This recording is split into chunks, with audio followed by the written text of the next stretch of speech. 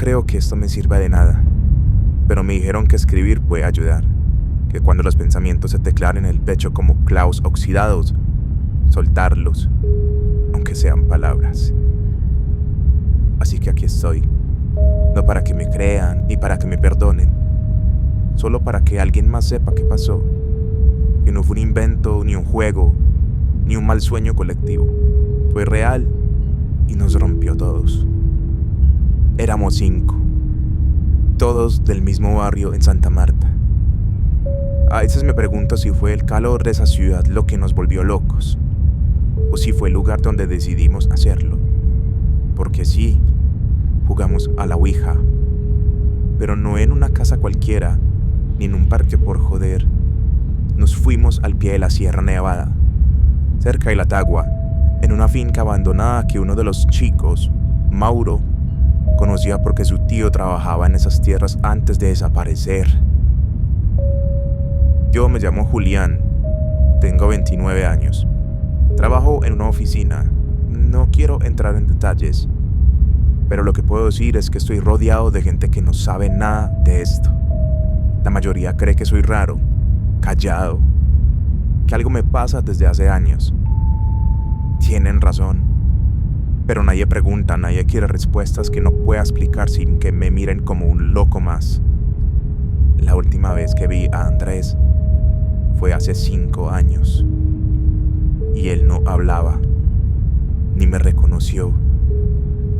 Solo se rascaba los brazos con fuerza, como si tuviera algo adentro, intentando salir. Estaba en la clínica San Isidro, al sur de Barranquilla, encerrado como Camilo, aunque a Camilo lo movieron a una clínica más lejos, una especializada porque despertaba gritando en un dialecto diferente al de mi región en Colombia. Era una lengua extraña y había atacado a una enfermera. De Mauro, solo puedo decir que no es el mismo. Sigue vivo, pero sé que no es él, es otra persona.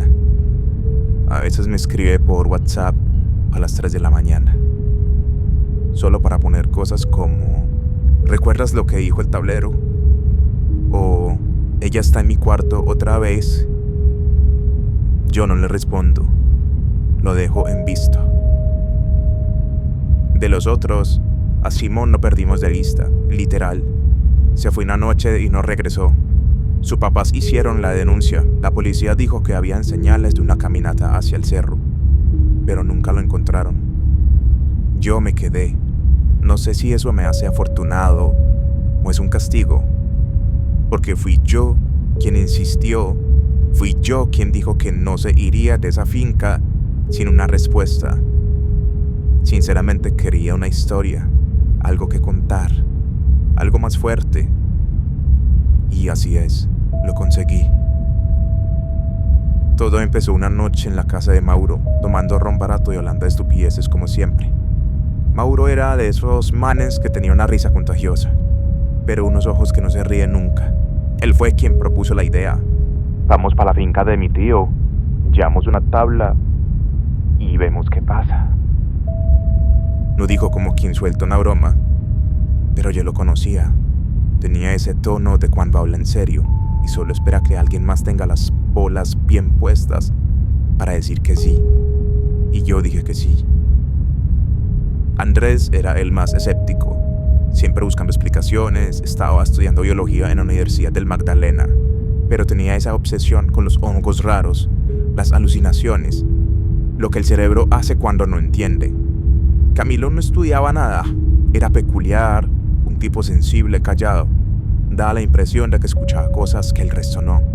A veces lo veías quedarse mirando un punto fijo, como si algo se moviera y los demás no lo notábamos. Simón era el corazón del grupo, gracioso, hablador, el típico que siempre terminaba ligando con alguien en las fiestas, pero esa noche por alguna razón no hizo ningún chiste. Cuando nos dijo que sí a lo de la finca, solo dijo: hay que hacerlo de una vez o nos vamos a arrepentir. Y fuimos. La finca estaba a 3 horas subiendo en moto por trochas llenas de piedras, barro espeso y neblina pesada. Esa parte de la Sierra Nevada entre Minca y La Tagua es espesa, húmeda, silenciosa, de un mundo que asusta. Llegamos a la casa, o lo que quedaba de ella. Era una estructura de madera podrida, con tejas viejas y piso de tierra. Mauro dijo que su tío lo había dejado después de que empezaron a pasar cosas. Nunca explicó más. Solo encendimos las linternas, limpiamos un espacio entre las telarañas y sacamos la tabla. No era una tabla de juguete, era una ouija artesanal, tallada en madera de Guayacán. Mauro dijo que se la había regalado un tipo en Aracataca, uno de esos viejos que venden cosas raras en el mercado. La tabla olía a humo, a incienso viejo y a tierra húmeda. Nos sentamos en círculo, encendimos una vela que trajo Camilo, roja por supuesto. La puso en el centro, aunque nadie le preguntó por qué esa vela. Yo fui el primero en poner los dedos sobre el planchete. Esa tabla con forma de gota que se usa en la ouija, la que se mueve cuando uno pregunta. En ese momento no se sentía como un juego. Era como si el aire en la finca se hubiera hecho más pesado. Nadie dijo nada por unos segundos. Luego yo pregunté: ¿hay alguien aquí con nosotros? Lo dije 2 veces más. ¿Hay alguien aquí con nosotros? Y entonces la vela titiló de una forma extraña. Fue como si algo la hubiese soplado de adentro hacia afuera, como si respirara. Y la plancheta se movió, solo un poco, un tirón. Pensé que alguien la empujó, pero todos nos miramos. Nadie se rió, nadie hacía bromas. Se deslizó lento hasta la letra S. Camilo tragó saliva. ¿Sí?, preguntó Mauro, interrumpiendo a la tabla. La plancheta se fue a la I. Después se detuvo. Yo pregunté quién era. La respuesta fue: sola.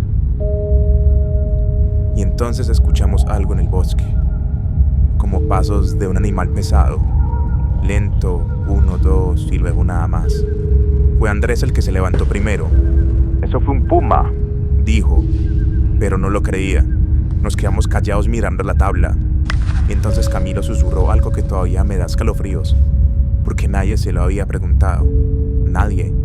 Pero él dijo: «Ella quiere entrar». Después de que Camilo dijo «ella quiere entrar», se hizo un silencio espeso. Nadie hizo un comentario para aliviar la tensión. La vela temblaba, pero no por el viento. Era como si algo alrededor respirara. Yo pregunté: «¿Quién eres?». La plancheta se movió temblorosa, más rápido esta vez. M-A-R-T-A. Marta. Le pregunté si ese era su nombre, y respondió que sí. Andrés, que había estado callado todo el tiempo, preguntó si estaba sola. La respuesta fue rápida: no. Simón se tensó. «¿Con quién estás?». La respuesta se deslizó con pausas largas: «Con los que me ven». Camilo bajó la mirada. Mauro tenía la mandíbula apretada. Yo hice la pregunta que nadie quería hacer: «¿Nos estás mirando?». La plancheta hizo algo raro.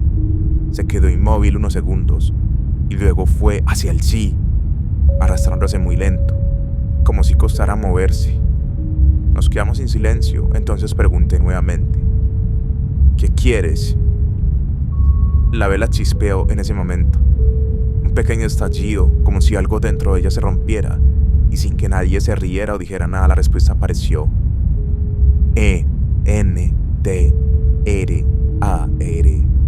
Entrar. Andrés se levantó. Ya no podía más.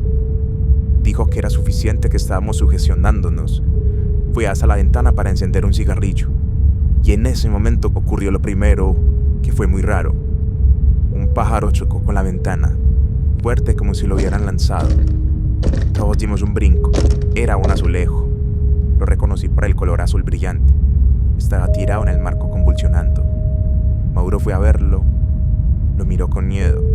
Camilo, que se había quedado mirando la tabla, murmuró algo que todavía tengo clavado en el pecho. Ella no se fue. Volvimos a mirar la ouija. La plancheta estaba sobre las letras M-I-R-A. Le preguntamos que qué querías que viéramos. La respuesta fue más lenta esta vez. Allá.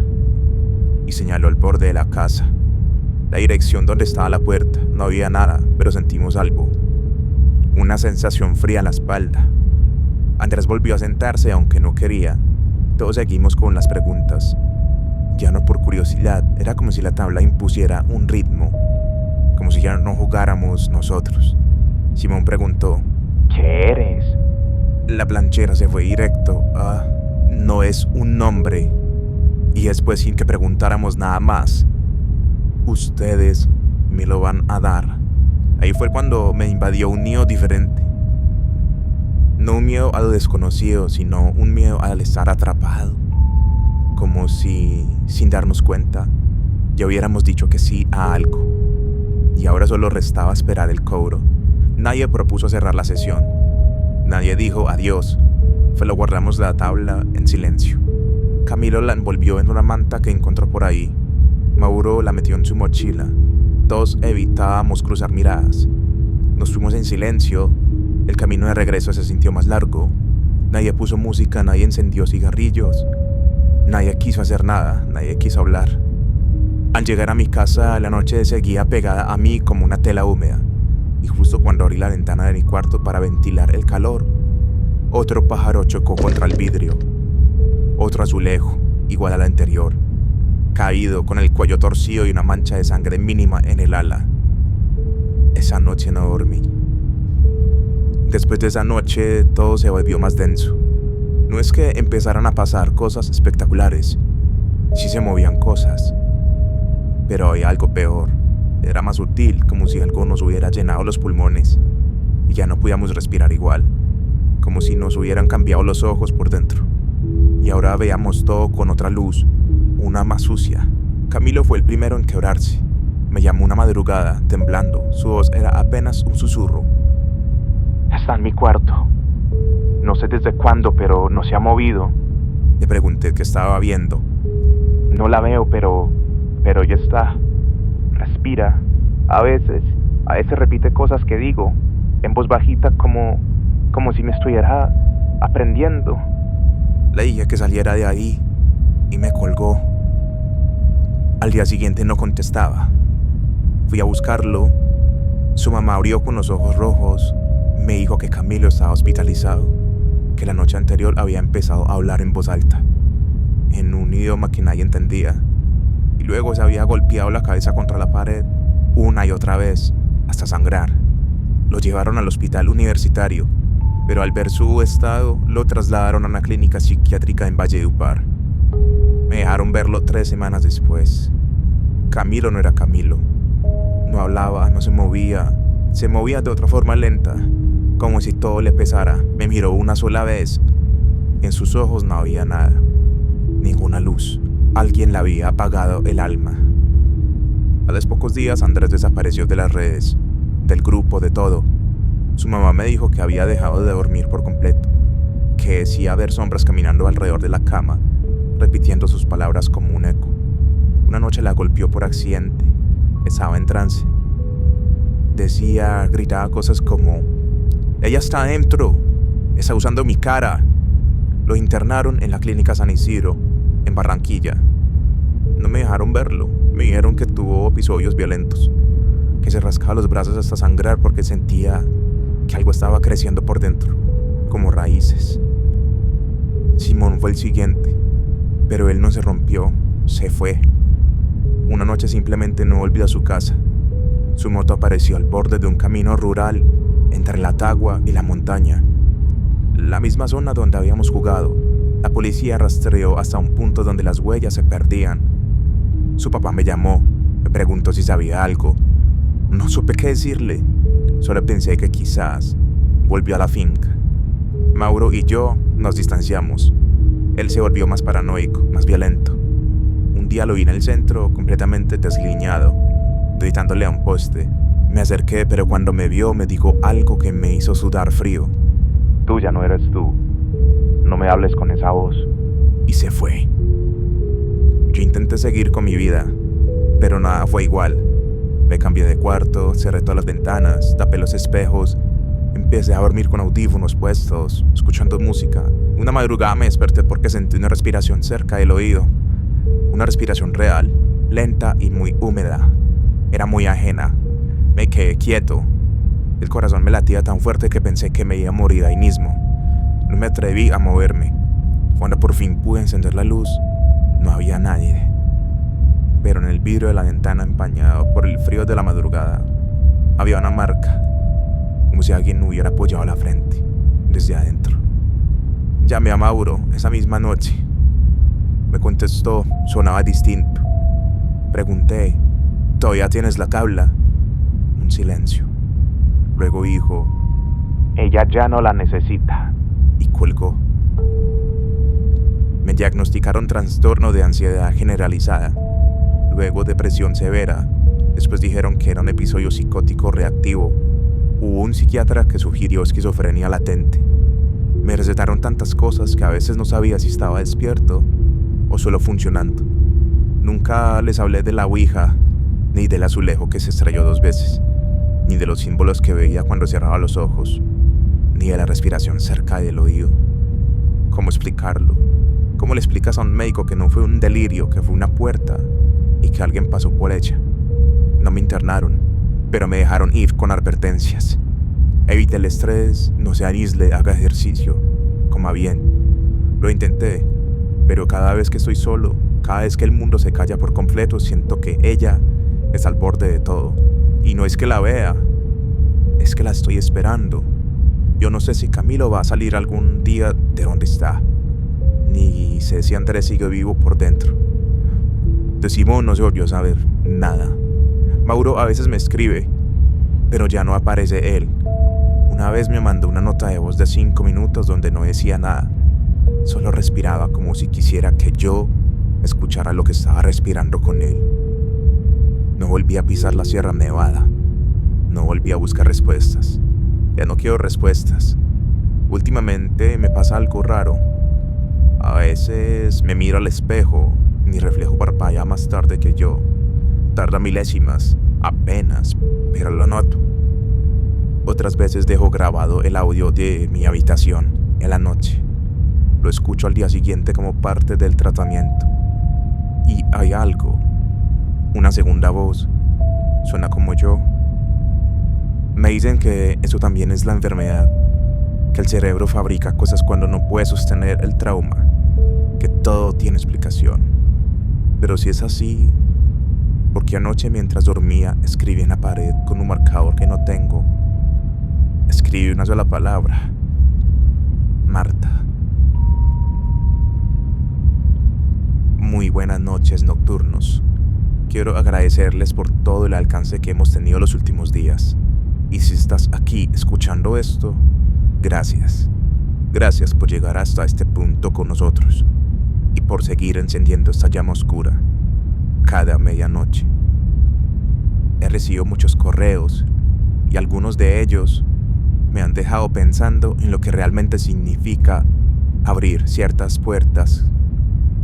La historia de esta noche llegó como muchas otras, escrita con miedo, en silencio, como si quien la contó aún estuviera huyendo de algo. Si esta historia te estremeció, me ayudarías mucho suscribiéndote al canal y dejando un like. Muy buenas noches y que duermas con la luz apagada. Chao.